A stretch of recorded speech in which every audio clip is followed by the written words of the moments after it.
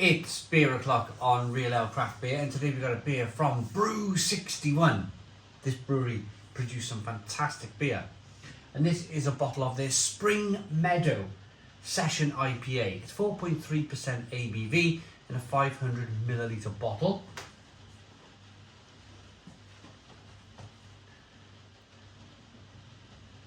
There's a look at the label, and this is a really appropriate beer for the time of year, because this is the type of beer that gives you hope and it puts a smile on your face because you're thinking of the season that's coming, which is indeed spring for us here in the UK, because it's the middle of February. I've been standing here for months now, since November-ish, end of November, with my lights on in the conservatory, a little bit chilly, a little bit cold. But middle of February, I'm looking out in the garden, I go for my walks, I can see the buds starting to come out on the bushes and the trees, and the daffodils are up, and the hyacinths are starting to come up out of the ground, and there's hope. There's hope that spring is just around the corner, and spring is my favourite time of year. You can hear the rain on the roof. Hopefully there's not long to go now until we're into spring. But let's kick things off then. Let's try and get spring here with this Spring Meadow beer from Brew 61. Dark brown bottle, gold bottle cap. Let's get the beer out into a glass and see what we get.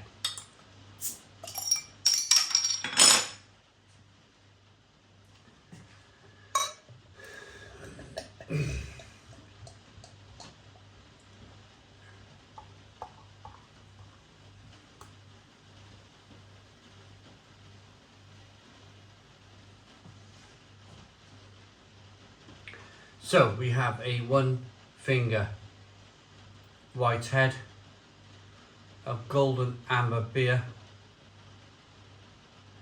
Clear, very clear to look at, slow moving carbonation.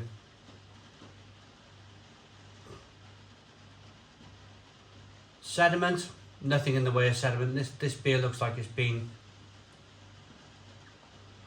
filtered. Depends where you are in the country really, and it depends who your markets are, your target market. If you have a target market where your beer drinker expects to drink or expects to see a clear sparkling beer, then you're kind of forced down that avenue of producing clear sparkling beer, because if you put something hazy in front of them and they've been drinking clear sparkling beer for the last 20 years of their lives, then that's what they're going to expect. And it's very difficult to explain hazy beer to people who... I've been a pub manager, and the amount of times people have brought a pint back and said, this is cloudy, you know, I'm not having this type of thing. You're either changing the barrel, you're changing the beer, you're looking at what's going on. And when you're buying the beer, this is the most important thing, when you're buying the beer from the brewery, you're more or less picking sparkling beer because that's what your customer base wants. There's no point in buying hazy beer when nobody's going to buy it. People will complain. So I think this has been brewed then for the clear beer crowd. Let's get the aroma. It smells good.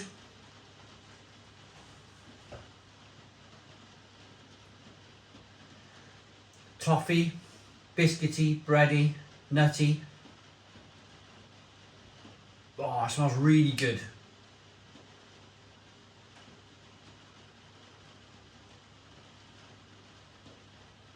Country farm, country pub. Country pub. If you were to get a really nice traditional English pint from a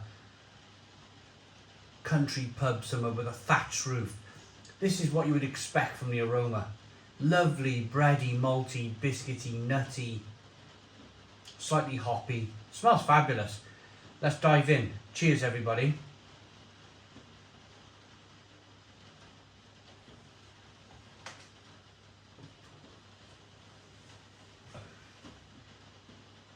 Oh yeah. Stone the crows. Stone the crows. It's enough It's enough to take me away from this rain hitting the conservatory roof. It's enough for me to kind of like think of other things and think positively. We've had a real kind of rainy start of the year, 2024. It's been quite wet, and I'm a walker. I like to walk, and if I'm stuck in and I'm not able to walk, then I do get a little bit sad, to be honest. I like to get outdoors. But if I'm stuck in on a day like today, then beers like this, absolutely fabulous. Job done, really good quality.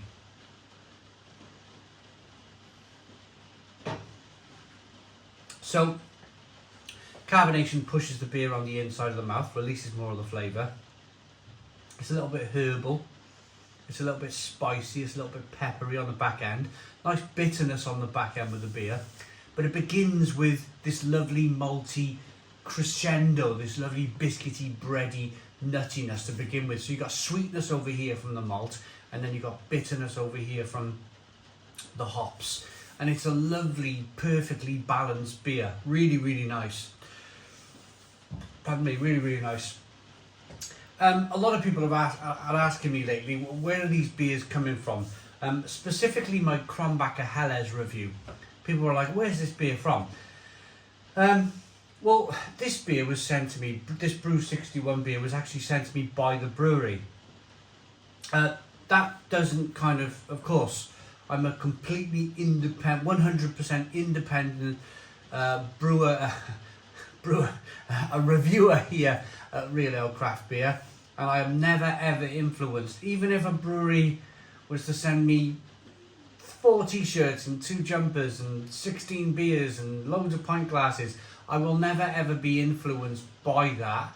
I am always influenced by you guys, really. I'm always influenced to give you an idea of what the beer tastes like.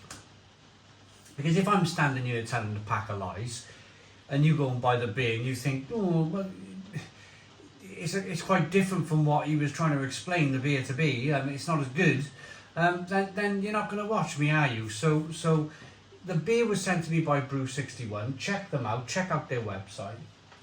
On a personal level, I think the beer is absolutely fantastic. It's a proper, if you like your thatched roof country pub with a great best bitter in their session IPA, call it what you will, then you will love this type of beer.